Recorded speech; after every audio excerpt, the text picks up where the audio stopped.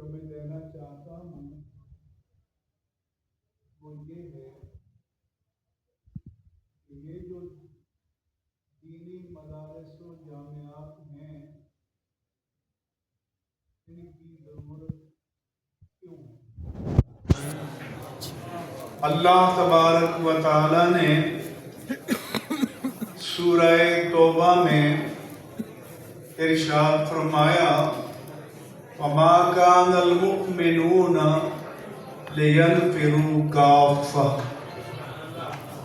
فرمایا کہ یہ تو نہیں ہو سکتا کہ سارے کے سارے مسلمان اپنی صنعت، تجارت، معیشت، حرفت، زراعت، کاروبار، روزگار اور ملازمت کو چھوڑ کر دین کے لیے نکل کھڑے،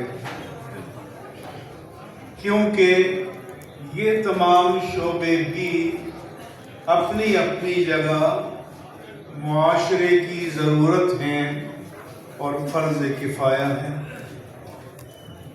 تو میرے رب کریم نے فرمایا فَلَوْلَا نَفَرَ مِنْ كُلِّ فِرْقَةٍ مِّنْهُمْ طَائِفَةٌ، جب سب کے سب فل ٹائم، کل وقتی، with all devotion and dedication دین کے لیے نکل نہیں سکتے، تو میرا رب فرماتا ہے کہ ایسا کیوں نہیں ہو جاتا کہ ہر قبیلے، ہر برادری، ہر شہر، ہر قصبے، ہر بستی اور ہر طبقہ زندگی میں سے کچھ لوگ اپنے آپ کو فل ٹائم، کل وقتی دین کے لیے نکل کھڑے ہیں۔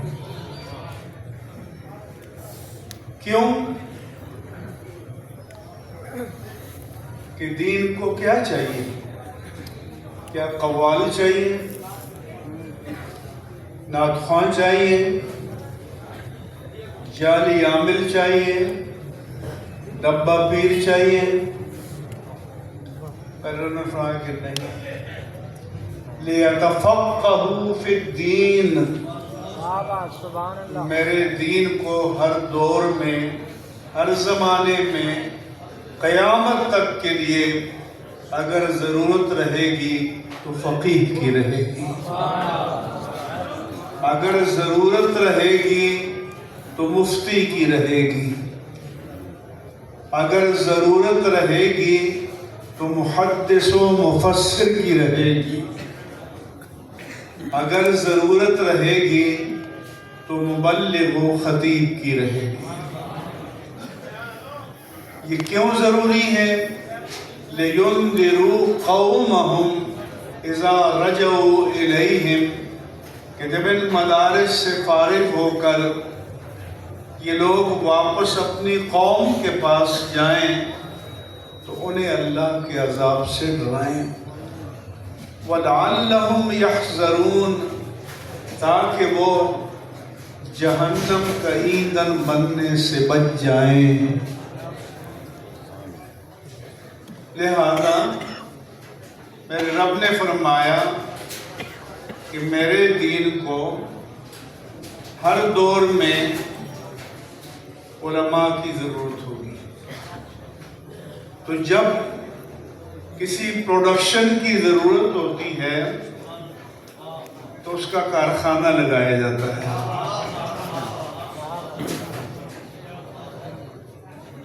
انڈسٹری لگائی جاتی ہے، تو پھر ان علماء کی پروڈکشن کے لیے، ان کی پیداوار کے لیے، ان کی تیاری کے لیے جو انڈسٹری، جو صنعت دین کو درکار ہے وہ یہ دینی مدارس و جامعات ہیں۔ اور آج اللہ کی زمین پر اگر دین اپنی اصل شکل میں موجود ہے تو وہ ان مدارس و جامعات کی برکات سے ہے۔